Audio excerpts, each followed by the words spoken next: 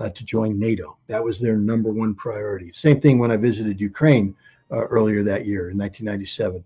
The Ukrainians were like, "Hey, we'll help you, but you'll put in a good word to NATO for us, won't you? You'll tell the Americans to let us into NATO." And I kept reminding them that while I may be a U.S. citizen, I was working for the United Nations, and my sole focus was preventing Iraq from acquiring weapons technology illegally in violation of sanctions. But the Romanians, like much of Eastern Europe, had put their hope and faith in joining NATO, joining the Western Bloc. And what we see today is the result. We have a Romanian government that has been hijacked by the West. The political and economic elite of Romania owe their power structure, their status today to the West, to NATO. And so they're firmly aligned with that. But I think there's more and more people realizing that the cost that they're paying for having sold their soul to the devil, so to speak, is quite high.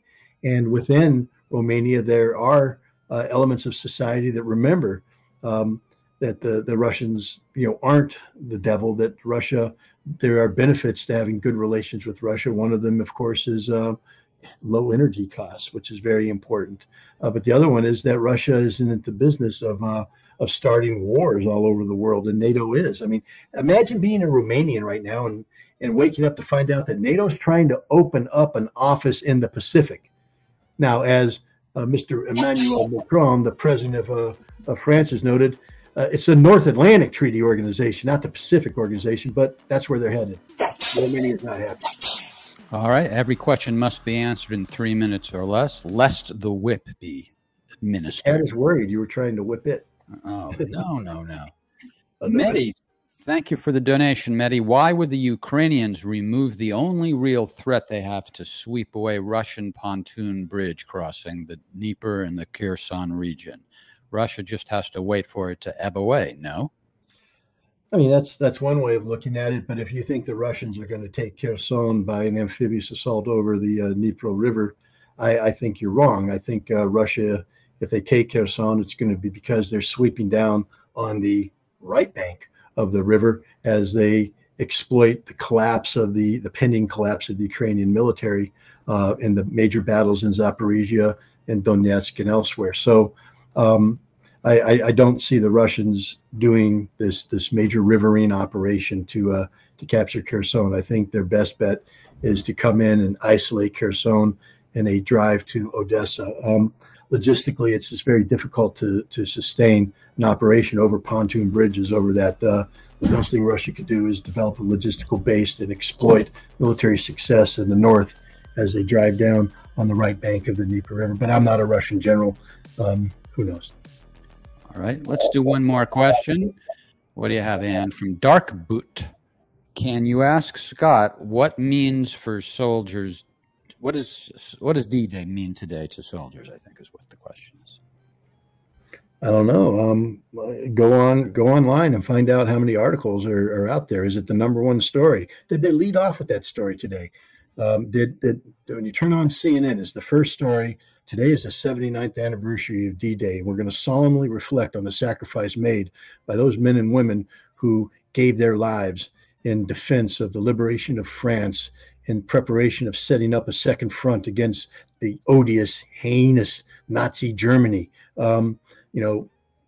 Silence, total silence. There's nothing going on. You may find a story here and there, a special interest story somewhere, but there's nothing. And one of the main reasons is that everybody's dead. There's not too many D-Day veterans left. And we're a nation that apparently you have to have someone alive and kicking and breathing to make any relevance. So that's the difference between us and the Russians. I will tell you right now, when I was in Russia in the lead up to Victory Day, during Victory Day, and afterwards, every single Russian is looking to the heavens and looking up and saying, are we doing right by you? And what they're talking to are their relatives who perished in that war or served in that war and have perished afterwards.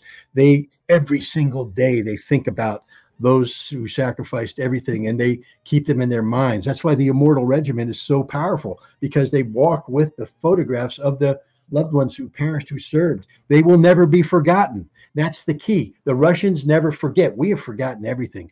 We have forgotten. This is why I wrote the article about D-Day today, because We can't forget. We have to remember there was a time when Americans put it all on the line in defense of what we believe in, to assault, the Nazi Empire together with the Soviet Army. We tend to forget that aspect of it as well. The Russians don't forget at all. We have forgotten. Well, your answer was mostly in reference to the media, but the question was, what do you think it means to U.S. soldiers? I mean, not that you're in touch with every U.S. soldier, but do you have any sense of it? I would hope that in Fort Bragg, North Carolina, I would hope every battalion commander worth his or her salt assembled their battalion and read them the history of their unit, reminded them that on D-Day, this is what happened. This is your heritage. This is who you came from. We will never disgrace them. We will always honor them. We will never forget, never forget, never forget. Because we do that in the Marine Corps. I can tell you that, on any major day, especially Marine Corps birthday, we remember those who came before us. We will never disgrace their memory. We will never disgrace their sacrifice. We will die before we embarrass or disgrace the Marine Corps. That's what makes the Marine Corps the fighting force that it is. I would hope that the Army does the same thing, but I don't know. But it's not institutionalized, because how can you have a battalion commander taking the lead when the U.S. Army hasn't done a damn thing? Where is the U.S. Army today? Today should be the day when General Mark Miley stands before the entire Army and talks about D-Day, talks about the great sacrifice, about the great, the standard that was set, and says everybody who serves today should live up to this standard. We should never forget where we came from, who we are, what we are. But we don't know. We're too busy talking about other things that have nothing to do with our history. We have forgotten our history. And that's one of the things that I picked up when I was over in Russia, is they know their history. They will never forget their history. They make history, their history, an ever-present part of their current reality. Well said. I only hope that you didn't scare the cat too much this time. I think Anubis has run away. There was numerous pounding of the fist there. Well, I apologize. You can make it up to the cat later. All right, as usual, Scotty's on fire, and we love it, and we appreciate it very much. I want to remind folks that on Scenes from the Evolution Sunday, we're going to be discussing a speech that Vladimir Putin made in 2021 as a way of just familiarizing the U.S. audience in particular with exactly what his point of view is. And one easy way to find it is you can go to evolver.live, evolver.live. Also, it's on our YouTube channel. And we will be back on Friday night with the loquacious version of the Ask the Inspector. That's at 8 p.m. Eastern Time. Scott takes more time answering the questions, and the show is longer. No whip. No whip. Definitely no whip. No limit at all. It's whatever Scott feels like saying. And if you want to get a T-shirt, go to scottrittermerch.com. Now, when you buy the T-shirt, is it a T-shirt that's been worn by Ryan, or is it new? It's brand new. It hasn't been worn by him. But as we have said before, you will have muscles like that within 1 week. Guaranteed. Absolute guarantee. Take us to court if it doesn't happen. And also, Jeff, we don't have the budget for a lawyer, so be careful what you ask. It's good publicity. It's good publicity. Come on. Imagine how much fun it would be if Ryan sued us. Or not Ryan, but a customer. I'll make sense eventually. And then the book is back in stock, right? Yes. And okay. Being mailed as we speak. So as we speak, geez, amazing. Well, I'm sorry. I won't take it. It's being processed for mailing as we speak. All right, sounds good.